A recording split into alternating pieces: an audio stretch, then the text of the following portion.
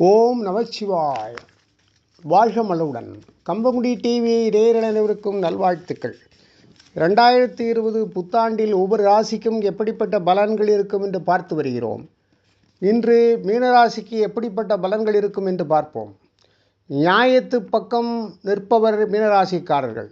உங்கள் ராசிக்கு 10வது வீட்டில் 2025 புத்தாண்டு பிறக்கிறது. கடின உழைப்பால் காரியம் சாதிப்பீர்கள். மனப்போராட்டங்கள் முடிந்துவிடும். தடைப்பட்ட வேலைகள் சகஜ நிலைக்கு வந்துடும். சமரச பேச்சால் முடிந்துவிடும். அவைகள் நிறைவேறும். நீண்ட நாட்களாக எதிர்பார்த்து காத்திருந்த பணம் கைக்கு வரும். பழைய கடனை அடைக்க வேண்டும். புது வழி பிறக்கும். பலருக்கு திருமணம் கூடும். பெண்கள்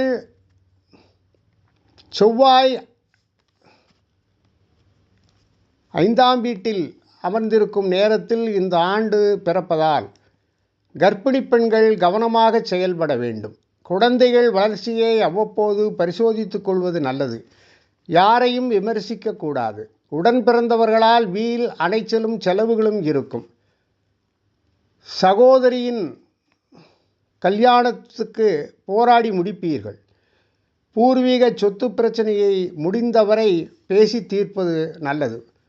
புத்தாண்டின் தொடக்கம் முதல் ஏப்ரல் 25ஆம் தேதி வரை ராசிக்கு 7இல் கேதுவும் உங்கள் ராசிக்குள்ளேயே ராகுவும் நிற்பதால் மூச்சுத்திணறல், அல்சர், இரத்த சோகை வந்து மறையும். கணவன் மனைவிக்குள் கருத்து வேறுபாடுகள் வந்து விலகும். வாழ்க்கை துணையுடன் சிறு பிரச்சனைகள் இருக்கும். அதை பெரிதுபடுத்தக்கூடாது.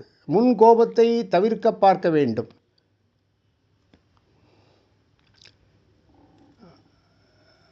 பலருக்கும் மாதவிடை கோளாறு, கர்ப்பப்பையில் கட்டியெல்லாம் வந்து நீங்கும். ஏப்ரல் 26ஆம் தேதி முதல் வருடம் முடியும் வரை உங்கள் ராசியை விட்டு ராகு விலகுகிறார். 12ஆம் வீட்டில் ராசி அமர்கிறார். கேது 6ஆம் வீட்டிலும் அமர்கிறார். மனப்போராட்டம் இருக்கும். ஆனால் இருக்கிற மனப்போராட்டம் முடியும். கணவன் மனைவிக்குள் இருந்த மோதல்களெல்லாம் விலகும். கோயில் கும்பாபிஷேகத்தை எடுத்து நடத்துவீர்கள். ஷேர் மூலம் பணம் வரும். உங்களிடம் சோர்வு, சலிப்பு நீங்கி உற்சாகத்துடன் நீங்கள் வலம் வருவீர்கள். உங்களை சுற்றி இருப்பவர்கள் நல்லவர்கள் யார் என்பதை நீங்கள் உணர்வீர்கள். வெளிநாட்டில் இருப்பவர்களானால் ஆதாயம் கிடைக்கும். சனி 12இல் மறைந்து விரயச்சனியாக உலவும் நிலை. அனாவசிய செலவுகளை தவிர்க்க பாருங்கள். வேலை சுமை இருக்கும். பழைய கசப்பான சம்பவங்களை பற்றி யாரிடமும் நீங்கள் விவாதிக்க வேண்டாம். சிலரது போலித்தனத்தை எண்ணி வருந்துவீர்கள். அதேபோல் சில நேரங்களில் உள்ளுணர்வின் எச்சரிக்கையை தட்டி கழித்து விட்டோலே என்று எண்ணி வரும். ஆதங்கப்படுவீர்கள். கூடா பழக்கங்களிலிருந்து முழுமையாக வெளியேறுங்கள். அது நல்லது.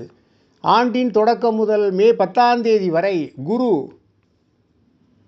உங்கள் ராசிக்கு 3ஆம் வீட்டில் நிற்கிறார். புதிய முயற்சிகள் தள்ளிப்போய் முடியும். ஆனால் மே 11க்கு அப்புறம் வருடம் முடியும் வரை குரு பகவான் உங்கள் ராசிக்கு 4ஆம் வீட்டில் அமர்கிறார். இழுபறியாக இருந்த காரியத்தில் எல்லாம் முடிவடையும். தாயார், மாமன், அத்தை இவர்களெல்லாம் உங்களுக்கு பலன்கள் கிடைக்கும். வாகனத்தில் செல்லும்போது நீங்கள் கவனமாக இருக்க வேண்டும். சட்ட நிபுணர்களை ஆலோசித்து சொத்து வாங்கும்போது அதை பயன்படுத்த வேண்டும். தாய்ப்பத்திரம் வில்லங்கங்களெல்லாம் சரிபார்க்க வேண்டும். இந்த ராசி பெண்களுக்கு மே மாதத்துக்கு பிறகு சகல விதத்திலும் நல்லது நடக்கும். எதிலும் ஒரு தெளிவு பிறக்கும். பெண்ணின் ஆரோக்கியம் சீராகும். புண்ணிய ஸ்தலங்கள் சென்று வருவீர்கள். வியாபாரிகளுக்கு சந்தை நிலவரங்களை அறிந்து முதலீடு செய்வீர்கள். பர்னிச்சர், மருத்து, இரும்பு வகைகளால் லாபம் உண்டு. அரசு கடிபிடிகள் நீங்கிவிடும். வாடிக்கையாளர்களை திருப்திப்படுத்த புது சலுகைகளை அனுபவிப்பீர்கள். பங்குதாரர்கள் ஒத்துழைப்பார்கள். வியாபாரம் சூடுபிடிக்கும். கணினித்துறைக்கு வேலைவாய்ப்பு திருப்தி இல்லாமல் போகும். அயல்நாட்டு வாய்ப்பு பணி வந்தும் யோசித்து நீங்கள் ஏற்பது நல்லது. உத்தியோகஸ்தருக்கு உங்கள் மதிப்பு மரியாதை கூடும்.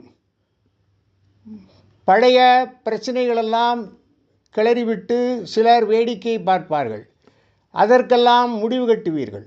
முக்கிய கோப்புகளை கவனமாக கையாளுங்கள். அலுவலக சூழ்நிலை அமைதி தருவதாக இருக்கும்.